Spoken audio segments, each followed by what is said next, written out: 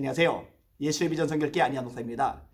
미얀마 군부가 쿠데타를 일으켰죠. 선거에 승복하지 못한 채 쿠데타를 일으켜서 권력을 잡았어요. 여기에 반대는 민주화 세력이 계속 시위를 벌이는데 강경 진압이 심하게 일어납니다. 전 세계적으로 규탄의 목소리가 높아요. 그 정도쯤 되면 눈치를 볼 만도 한데 이 미얀마 군부는 여전히 강경 정책을 고수하고 있습니다. 피해는 점점 늘어가고요. 제가 파악했을 때만 해도 249명이 살해를 당했습니다. 249명. 엄청난 사람이 죽임을 당한 겁니다. 서방 국가들은요, 대다수가 일어났을 거예요. 그죠? 이 쿠데타와 폭력 진압을 강력하게 규탄하고 있습니다. 그리고 서로 내정 간섭을 하지 않기로 약조해 있던 이웃 나라들도 목소리를 내기 시작을 했어요. 인도네시아가 그랬고요. 말레이시아가 그랬고요. 싱가포르가 그랬어요. 희한한 거는요. 그토록 민주화를 외치던 민주화의 목숨을 걸었다고 말하던 이 대한민국 정부가 굉장히 미온적인 태도를 보인다는 거죠. 제재한다 말은 했어요. 그런데 실제로 제재한 흔적들이 안 보여요. 뭘 제재했는지 모르겠어요. 제재했다면 제재한 내용들, 정보들을 좀 국민들에게 알리면 국민들이 잘한다고 박수를 쳐줄 텐데요. 입만 그런다. 이렇게 볼 수 있는 상황이죠.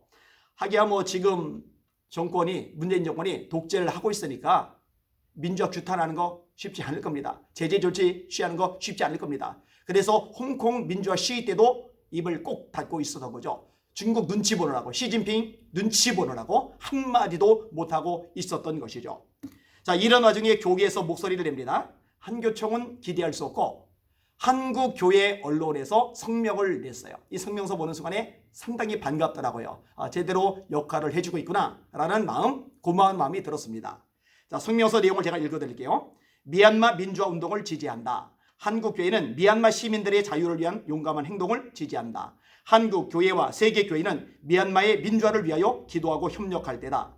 기독교 정신은 하나님의 사랑에 근거한 자유와 진리, 사랑과 용서이다. 폭력은 야만이며 하나님과 인류 정신에 대한 반역이다. 시민들의 정당한 민주화 요구를 억압하는 여한 만행들을 규탄한다. 시민의 자유와 생명을 보호해야 할 군인들이 오히려 시민들에게 총을 겨누고 인명을 살상하는 행동은 용서받지 못할 범죄이다. 세계 자유민주 국가들과 양심 세력들은 야만인 폭력을 용서할 수 없다고 선언해야 한다. 우리나라는 지난날 신군부 독재의 폭정에서 당연한 시민의 자유를 쟁취하기 위한 값비싼 대가를 치루었다. 그러므로 현재 우리는 자유 대한민국을 자랑스럽게 여기며 금반 미얀마 시민들의 자유를 위한 헌신이 성공하기를 기원한다. 여기까지만 하겠습니다. 한국교회 예배가 집회할 때, 한국교회 전체가 탄압을 받을 때 이때도 한교척은 입을 닫고 있었죠. 거꾸로 정부의 우호적인 반응들을, 호의적인 반응들을 지속적으로 보냈죠. 아니 커다란 수천석 좌석을 가진 대형교 조제도 20명 내로 들어가 예배 드려라. 그러면 한교쪽에서 성명서 내고 들고 일어나야죠. 안 그래요? 그러다가 10%까지 예배 드려라.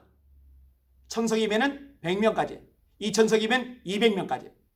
그럼 문제가 생겨요. 자, 작은 교회들 한 17명 예배를 드렸어요. 근데 40석이에요. 40석에서 10% 예배 드리면 4명밖에 예배를 못 드려요. 작은 교회들은 더 큰일 난 거예요. 그러면은 이런 부분에 대해서 이의를 제기하면서 올바른 목소리를 내는 그런 역할을 해줘야 되는데 이때 어떻게 나오는지 아세요? 환영한다. 정부의 방침을 환영한다. 그게 환영할 일이 아니잖아요.